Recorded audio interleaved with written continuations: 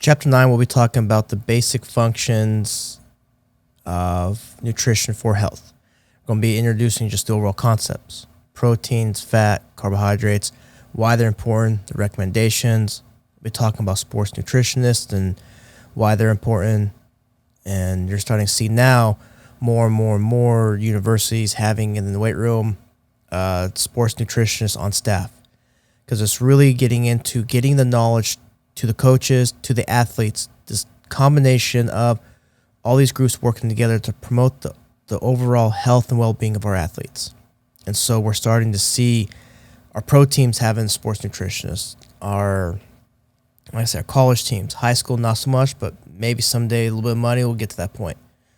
Okay, and what we're trying to do is educate athletes on the importance of nutrition, because you'd be surprised how little athletes actually know about this, and coaches as well. Okay, and I always talk about this in my classes, but nutrition is a lot of ways I think more important in terms of performance than sometimes training is. Hydration, sleep, nutrition, I think should be taken just as serious, if not more so, than our actual training programs. Because when you look at athletes across the board, most athletes are training hard. They're training intense. They have the proper training program. What separates out is those other little details: how much hydration, how much nutrition, how much sleep you're getting. That's going to separate those who win from those who do not. Okay, and like I said, this should be taken just as serious as anything else. Okay, and so this is just the intro to this.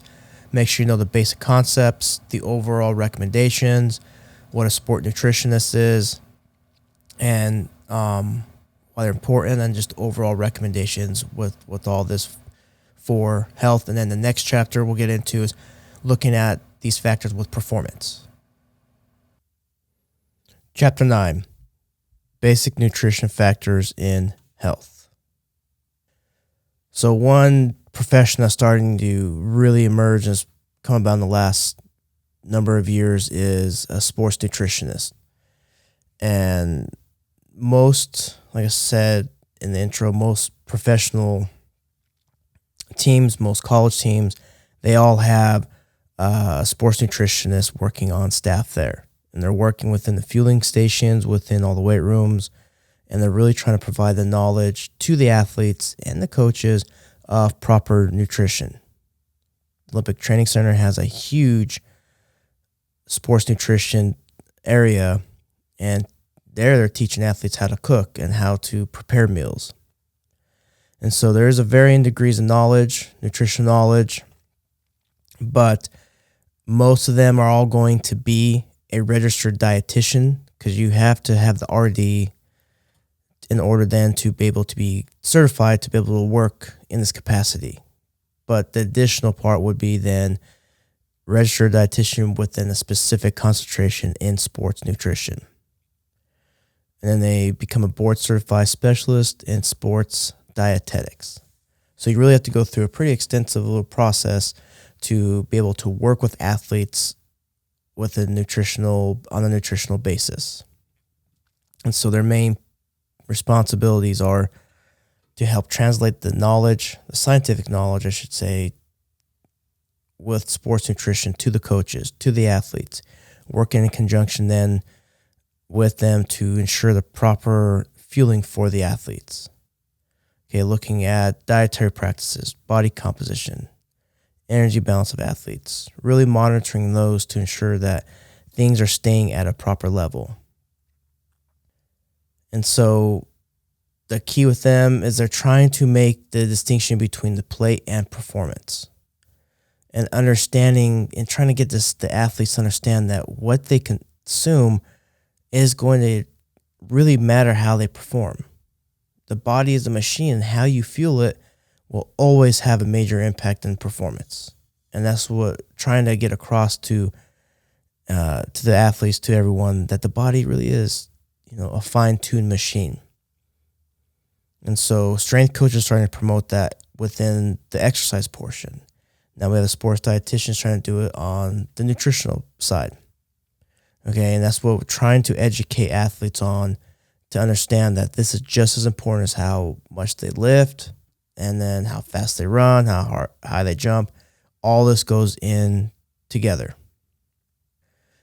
Definitions, you got the RDA, so the recommended dietary allowance, the average daily nutrient requirement, adequate for meeting the needs for most healthy people within each life stage and sex. Okay, the RDA is just what we recommend for the general population. Athletes are going to be a lot different, due in part to the energy expenditure that they're incurring every single day. Okay, and so what somebody who sits at the desk for 8 hours with no exercise at all throughout the day, what they need to consume is going to be vastly different than your elite level Olympic athlete. But nonetheless, the RDA is what we're kind of recommending for the general population. And you got adequate intake, the average daily nutrient intake level recommended when an RDA cannot be established. You got the tolerable upper level limit, the max average daily nutrient level not associated with any adverse health effects. Intakes above the UL increase potential risks of adverse effects. And then you got the estimated average requirement, the average daily nutrient intake level considered sufficient to meet the needs of half of the healthy population within each life stage and sex. Okay, and this is what we're getting at. There's a lot of different ways we measure how much energy, how much nutrition people are needing to get in on a daily basis. Problem becomes, this is why sports nutritionists have started to evolve, is because in the old days, an RD would recommend, like protein's a good example, would recommend how much protein an athlete's needing to get in based upon the RDA recommendations and not upon the athletic recommendations, meaning that they're going to recommend, like, see, it's coming up on the next slide coming up here, but RDAs a lot of times recommend only 0.8 grams per kilogram of protein for athletes. That's the recommendation today. Well, athletes, especially those who are training super, super hard, now recommend between 1 to 1.7 grams per kilo. So almost basically up the upper limit all the way up to almost 1 gram per pound of body weight. Close. Based upon the intensity at which they train, how hard, and the volume, and everything along those lines. Okay, so there's a big difference in all of these, and that's what sports nutritionists are trying to do, is start to educate that you can't lump everybody into the same group. You have to look at them individually. So now we used to be the food pyramid. I'm sure we learned that a long time ago, but now we have the MyPlate is the new guidance system, kind of just recommending what we should be getting in per day. This one right here just shows vegetables. Again, the recommendations, you see the dietary reference intakes showing you more or less what we should be getting in based upon the age we're at, as long as the sex, the male or female, and then what age we're at. And these suggestions say need to be adjusted to accommodate those who are physically active for more than 30 minutes most days. Okay, so and even then though, you gotta, just because activity is going to be varying as well.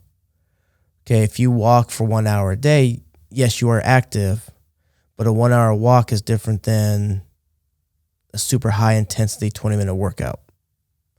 Okay, so this is something that nutritionists are needing to dive into and really break this apart to what the activity level is with the person's body composition, with their gender, how old they are, really trying to fine tune then and really help them to get the proper amount of nutrition coming in.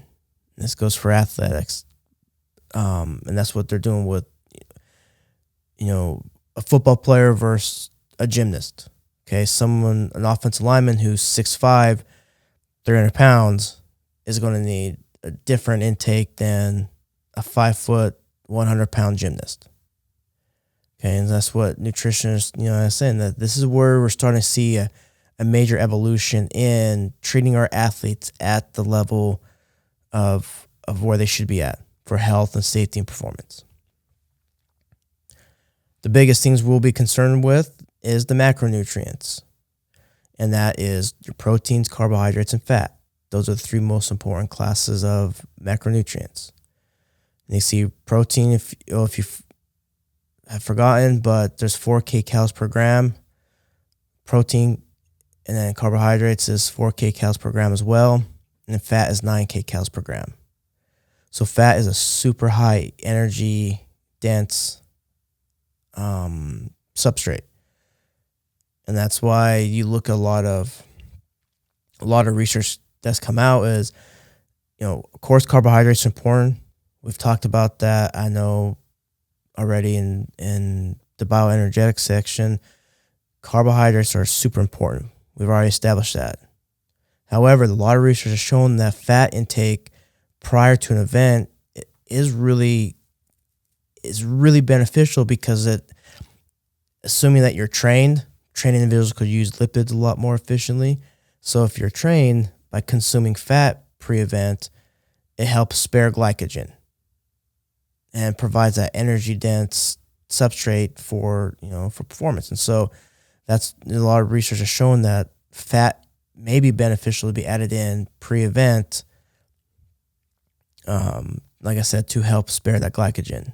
And also by doing that will then help spare protein as well. Okay, so fat, and of course fat has the bad rap of being terrible for you, and it's like anything. You just can't generalize everything. Like fat's bad, carbohydrates are bad, protein's good. Okay, for the most part, protein's always going to be good, but carbohydrates given at the right time are the best for you.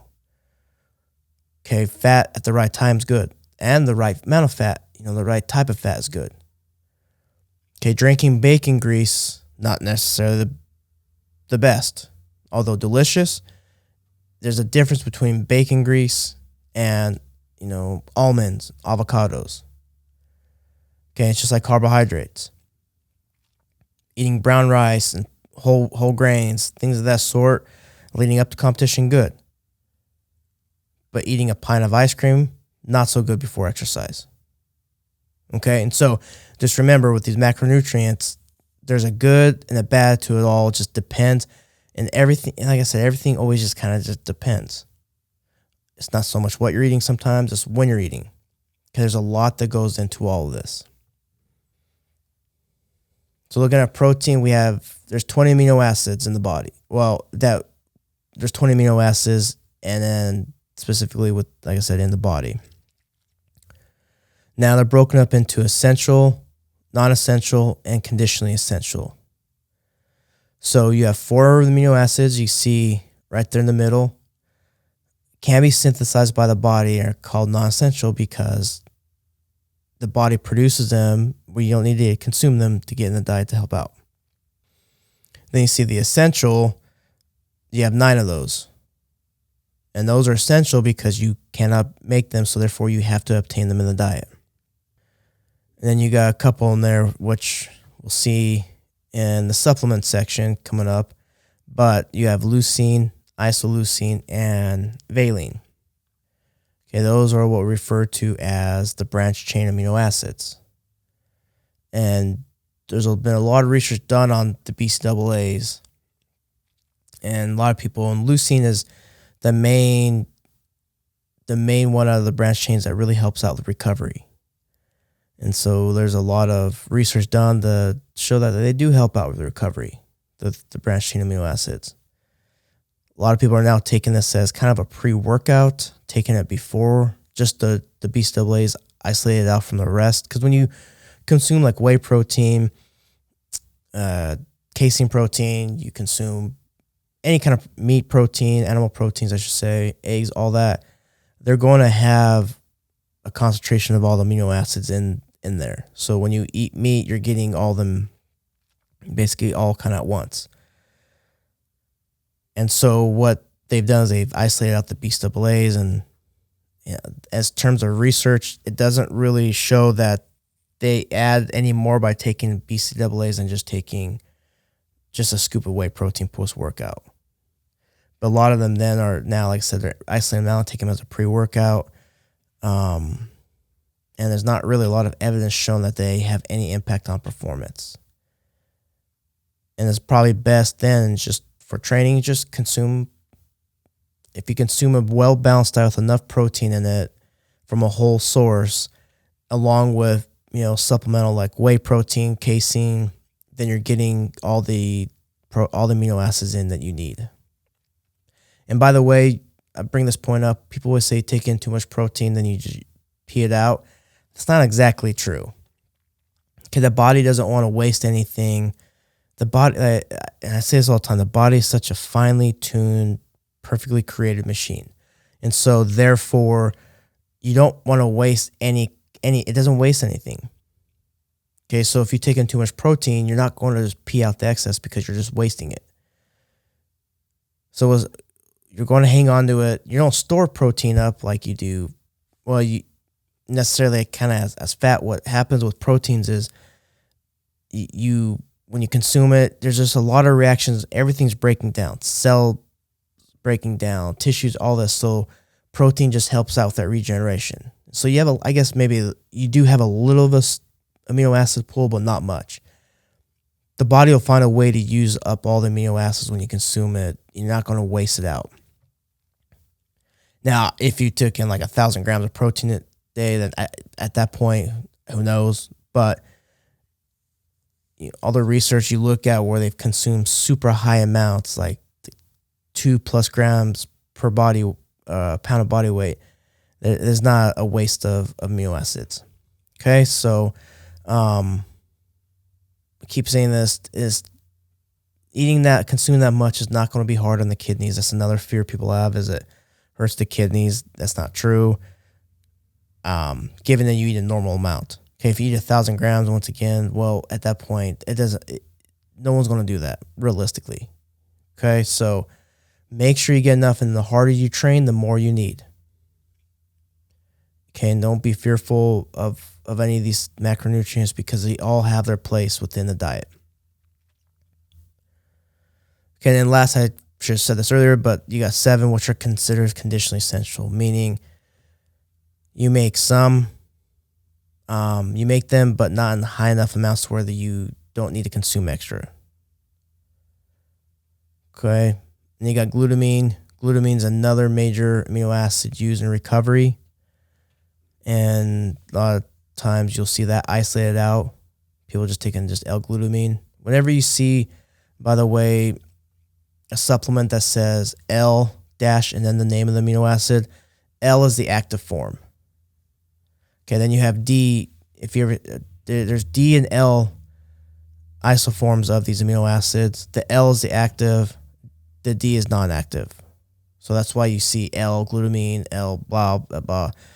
All that's the active form. There's always, when you're looking at protein, there's always a balance. It says protein's nitrogen. There's a balance when you're looking at nitrogen. There's positive nitrogen balance and negative nitrogen balance. Okay, because why it's nitrogen is because, protein is, we're talking about amino acids. What makes an amino acid is, when you see the word amino, think of amine, A-M-I-N-E. That's an NH3 subgroup onto a molecule. Okay, and so nitrogen is N. And so when you're looking at nitrogen balance, looking at how much nitrogen is in the blood that's how we're able to tell via positive, negative nitrogen balance. If you're in a positive nitrogen balance, that means you're synthesizing more than you're degrading. And you always want to be at least an equal nitrogen balance or positive. You never want to be in a negative because that means that you're degrading more than you're synthesizing. Okay, and when you're looking at proteins, there's always a degradation versus synthesis ratio. But nonetheless, you always want to make sure you have enough in there. Why? Because it helps out with growth, maintenance, and repair of all cells. Okay, protein is just not used to build muscle. Like I said, we don't really have a huge amino acid pool. We have a small one, but they're constantly being turned over and used for repair and maintenance and all that. You can see here the RDA, I said this earlier, but 0.8 grams per kilogram. for both men and women.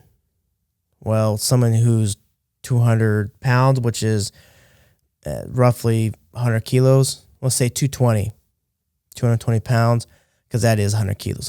And so that means then someone who's 220 pounds, 100 kilos would only be getting in 80 grams of protein.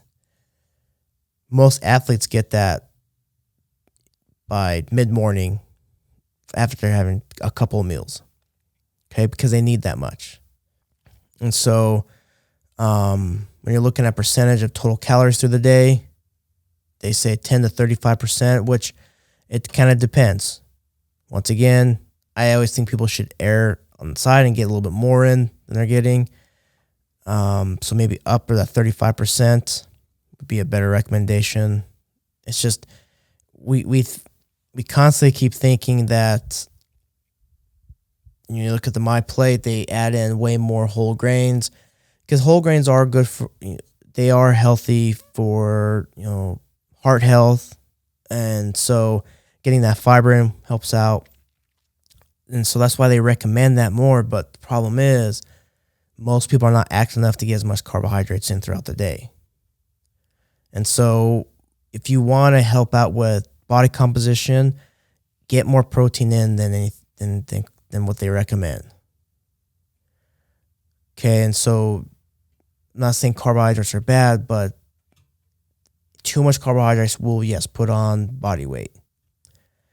We all know low carb diets and everything like that, they work to us, for a reason. Now, granted, are they actually the best for losing weight? That's debatable. We could talk about that at a time. But if you cut out carbohydrates, you're going to lose weight. Probably because you are just cutting out so many calories. That's why.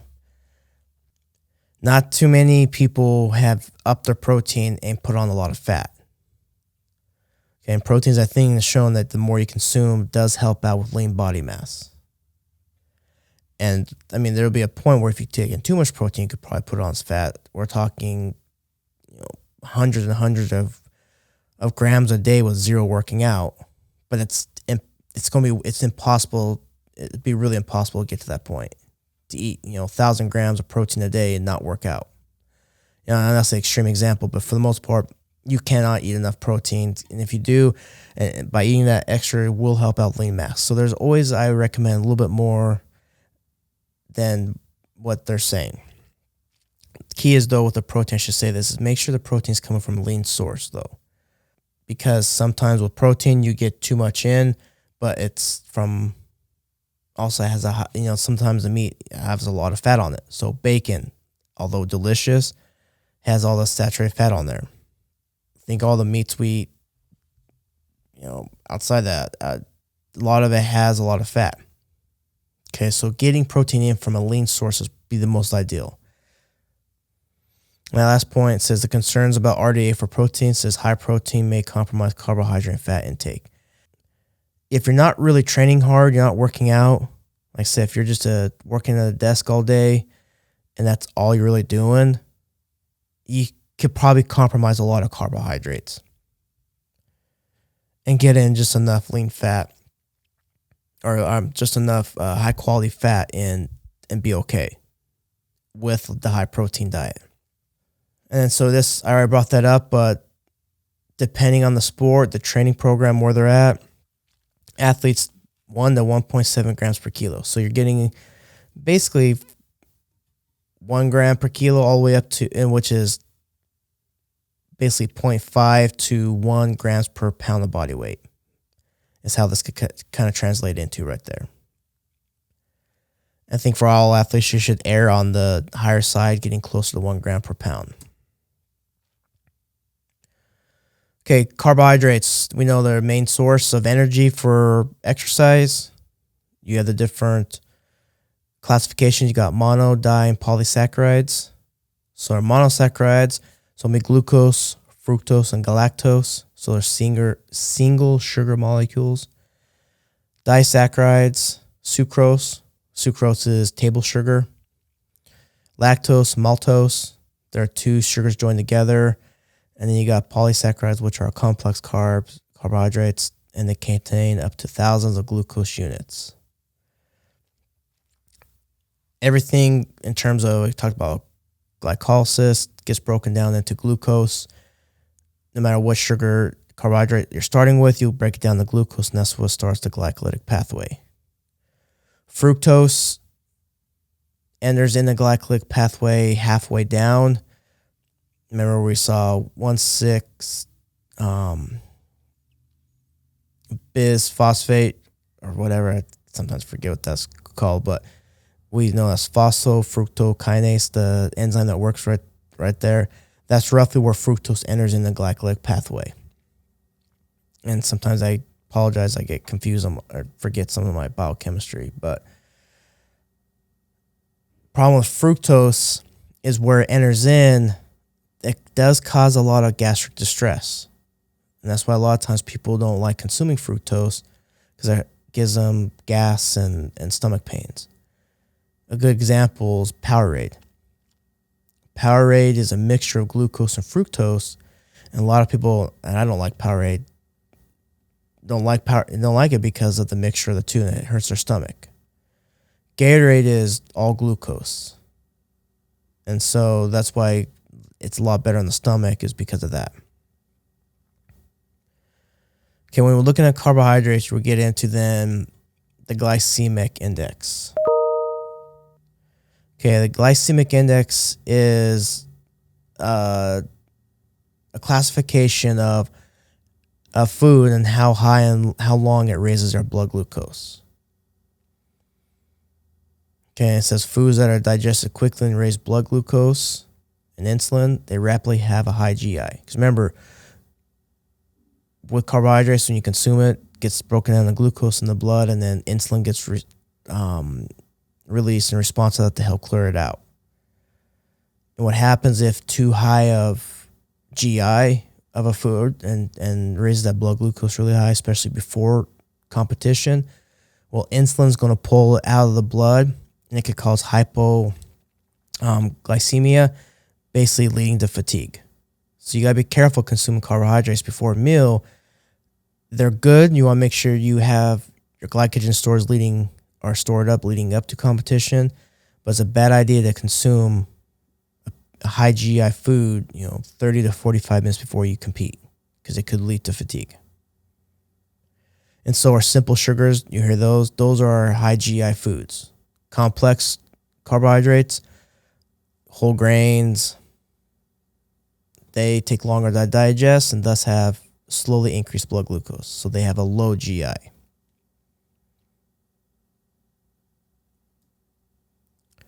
And here's just a table of various foods and their level. And a lot of this is based off of white bread, because white bread just basically pure sugar, and so it has a high GI. You can see some of the other ones. Fruits, a lot of them have a high GI as well. That's why people say don't eat fruits because it make you gain weight because of that. Well, yes and no. I mean, I don't know too many people who eat a lot of fruit and put on a lot of weight. I think that's something that's not necessarily always true, but something to be conscious about if you're really trying to lose a lot of weight. Maybe eat a lot of high sugary fruits. It could lead to that. Bananas are one particularly always think of. One part of carbohydrates is fiber. And so if fiber just helps out with regulation, fiber is made of cellulose, which is a carbohydrate that we cannot digest. So it does help out with overall just, they see a lot with it with cardiovascular health and overall digestion and gut health. So it's 21 to 29 grams per day and 30 to 38 grams a day for young men and women, respectively. And so this level of fiber may be excessive for some aerobic endurance athletes, partly just due to just the level of training they're doing, and the problems that will occur from just the digestion and having to have to do why they're consuming or partaking in the high volume of training. Just deals a lot with gut health and overall just that health with the training. It says aerobic endurance athletes who train for long durations should replenish glycogen levels by consuming maximum levels of carbohydrate, approximately 8 to 10 grams per kilo body weight. You see that especially for carbohydrate loading, glycogen loading. If you really want to glycogen load, we'll get that come up in a sec, but you need to consume up to 10 grams per kilo body weight. And this is looking at right here, just saying that if you're doing high amounts of training, consume high amounts of carbohydrates throughout the entire training protocol.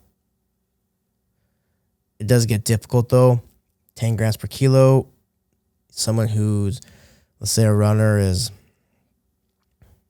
60 kilos is how much they weigh. A small light runner. Well, that's, if you're doing 10 grams, that's 60 times by 10, that's 600 grams. 600 times 4, that's over 2,000 calories a day just in carbohydrates. That's most people's total calories they get one day, let alone from one macronutrient. So it does get difficult. It says, though athletes who regularly consume carbohydrates will use them as a primary source of energy during aerobic exercise, consistent intake of a low carbohydrate diet will lead to a greater reliance on the fat as a source of fuel. Going back to bioenergetics, though, remember, though, it's low carbohydrates fine to a point, but if you're doing that, yeah, you rely on fat as a source of fuel, but don't forget the bioenergetics of what I talked about, oxaloacetate. You're needing that to run the Krebs cycle. Oxaloacetate comes from carbohydrates and protein. So just know, if you're eating a low carbohydrate diet with a high training, yeah, you might be burning up fat, but you're burning up equally as much as protein.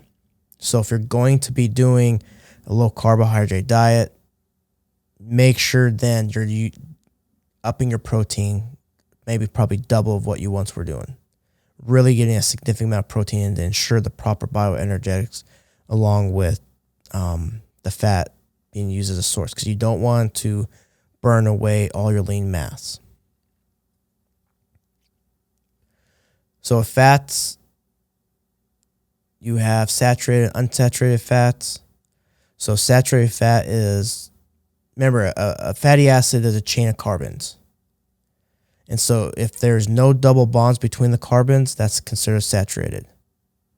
If there's one double bond between the carbons, then it's monounsaturated, and then two or more double bonds, polyunsaturated. Okay, your unsaturated fats are the ones that do help out with a lot of, has a lot of positive benefits within the body. The saturated is the one that does lead then to a lot of, disease formation. So you got to be careful. Not all fats created equal.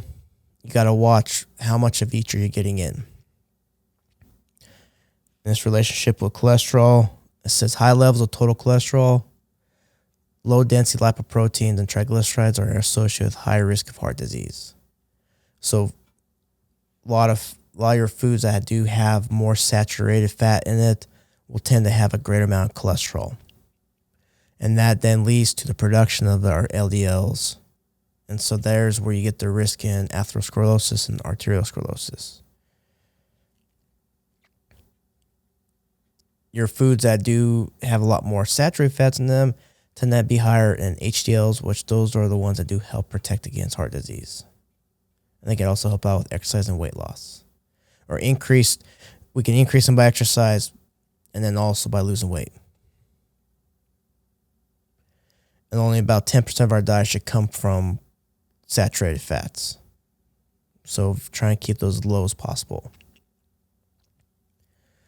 On performance, it says intramuscular and circulating fatty acids are potential energy sources during exercise. I already brought that up earlier. It says fat stores are large and represent a vast fuel source. Unfortunately for us as humans, we don't have a limited supply of fat storage.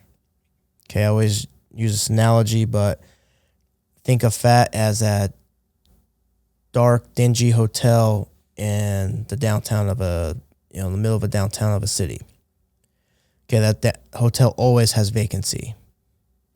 right? Those nasty hotels you always see, and they always have vacancy. They're never filled up. That's basically what fat is. And this is not to make fun of anybody on the show, but we have the show My 600 Pound Life. Well, there's a reason why people could get to that, to be that big. It could be over 1,000 pounds. Things like that is because we have an unlimited ability to store fat. Because fat is anything about survival mechanism from an evolutionary point of view.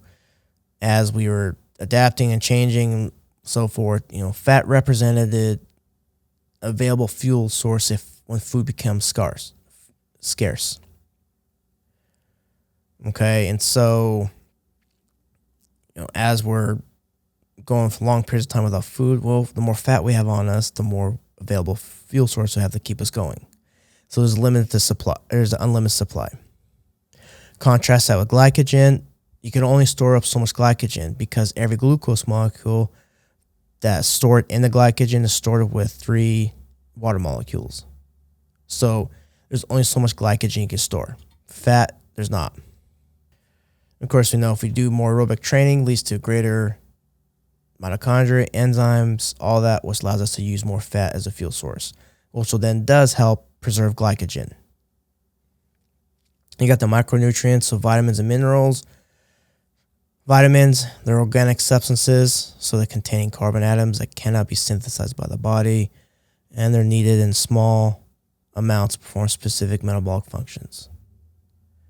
You got minerals, required for a wide array of metabolic functions, and for athletes, they're important for bone health, oxygen carrying capacity, and fluid and electrolyte balance.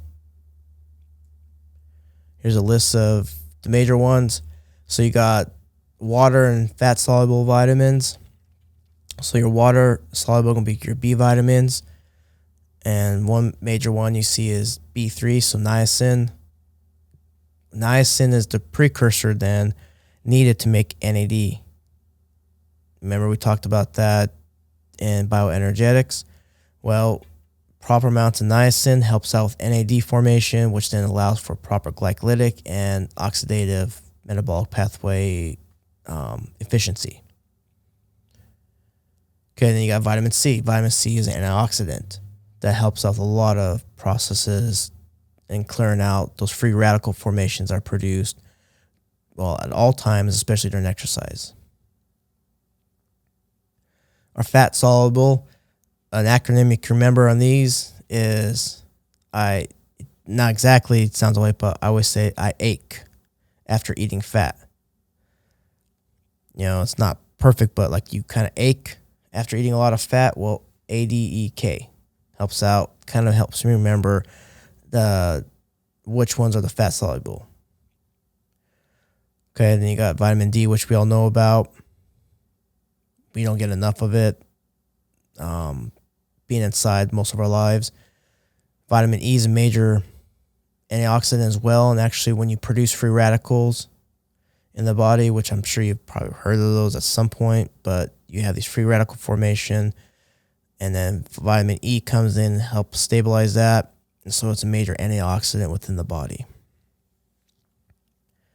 And then the major minerals, calcium, iron, two of the most important ones. And you got the electrolytes, sodium, potassium chloride, which help out with nerve transmission, membrane state of the nerve and the muscle, helping out with all those, with action potentials and the electrical stimulation. So just a little bit on the two. Iron, so it's a constituent of hemoglobin, which is the oxygen carrying molecule in the blood, and myoglobin, which carries oxygen in the muscle. So it plays a role in oxygen transport and utilization of energy. It says the most prevalent nutritional deficiency in the world. It said those are risk of iron deficiency: women of childbearing age, teenage girls, pregnant women, infants, and toddlers. So this supplement as a sports nutritionist needs to take into consideration, especially for their female athletes, making sure they're getting enough iron into the diet if they are deficient in it. And then calcium Those who consume low calcium diets may be at risk for osteopenia and osteoporosis. So not so much as a concern for males, but once again for females, making sure they're getting enough calcium in the diet due to they're more prone to those bone mineral issues as opposed to males. And of course, fluid, making sure you get enough fluids in is going to be super crucial for performance.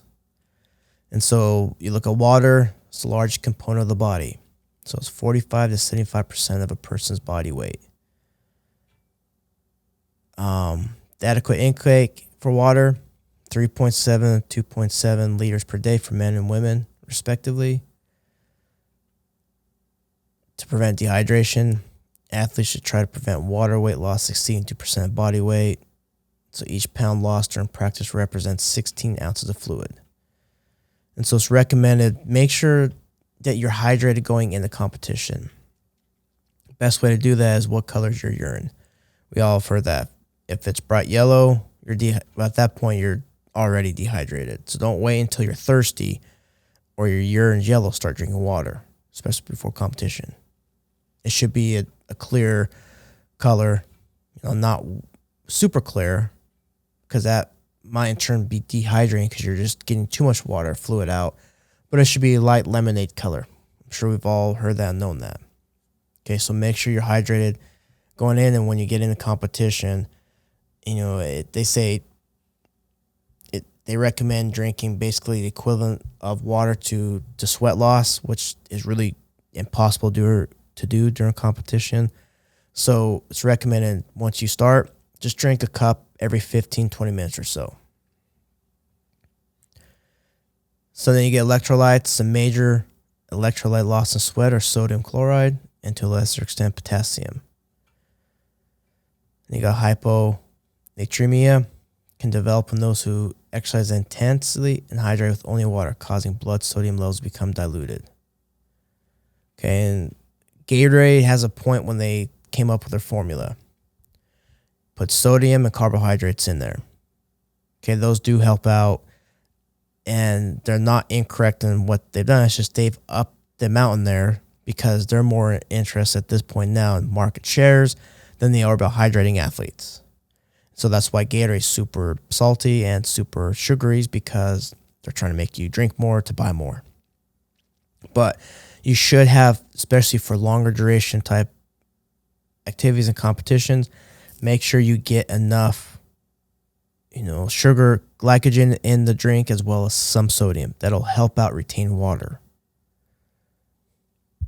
So guidelines, as I said, pre-hydrate is necessary leading up to competition. Make sure you're fully hydrated leading up to competition. Be careful too when you're super dehydrated, especially after exercise. What a lot of people do is they just drink pure water. Well, I think when you're dehydrated, the fluid levels in your blood are a lot lower just due to water being pulled out of blood volume going down to the water being pulled out of plasma. And so in turn, when you have this low pressure going on because of the low blood volume going down, the body doesn't like to go from a low to a high state. It likes to be as neutral as it possibly can. So if you consume a bunch of water after exercise, you're probably going to pee it all out and not actually hydrate you. So that's why it's recommended, especially during after exercise, to have some kind of meal with the fluid. That's why a protein shake after training is good, or a drink with some Gatorade or some glycogen in it, some glucose, I should say, in there, is because that'll help. It'll help out with gastric emptying. So what happens is if you're super dehydrated, you pour a bunch of fluid in, you're going to empty out. The gastric emptying is going to be so great that you actually won't hydrate yourself. You'll just excrete it out in the urine. But if you have some kind of fluid with the meal, it'll empty out at a slower rate and in turn then hydrate you a lot better. So make sure that if you're going for just a normal lifting session, probably not a problem, but we're talking about when you're going for an hour plus long hard training session. And it says avoid dehydration during exercise. To avoid it, Children, drink 5 ounces of cold water or a flavored salty beverage every 20 minutes. Adolescents, 9 ounces of cold water or a flavored salted beverage every 20 minutes. And adults, follow the same hydration program. So during prolonged hot weather, consume a sport drink with 20 to 30 microequivalents of sodium per liter, 2 to 5 of potassium, and 5 to 10% carbohydrate. So you don't want to up it too much, because if you have too much of it in the mixture, then at that point you will the gastric emptying will be too long, and you will keep yourself dehydrated. So if you have a solution that has more than 10% carbohydrate, then it's going to take too long for digesting or get out into digestion. So you want to have the right amount there. Then rehydrate before the next training session. Should consume 1.5 liters of water every kilo body weight lost. So just make sure you just really focus on hydration, because it'll help out once you get done competing, help you out through training, and then get ready for the next competition. So very wide range of fluid loss in the form of sweat exists amongst athletes. So each athlete should develop an individualized hydration plan. Those who exercise intensely for hours and hydrate excessively with only water or no or low sodium beverage may dilute their blood sodium to dangerous low levels. So make sure you get enough glycogen, enough sodium in the mixtures to help out with all these levels. To conclude with this chapter, just make sure you know all the important factors we talked about. The recommendations for proteins, fats, carbohydrates. Make sure to know why they're important, what's the rationale, the recommendations, and all that. So just kind of just keep that in mind, because we're going to get now into the next chapter. We'll be talking about performance, nutrition for performance. So we already talked about kind of just for health. Now we'll move on into the performance aspect. Okay, so just make sure, like I said, to know the different guidelines, the different recommendations, why sports nutrition is important, and just the overall recommendations.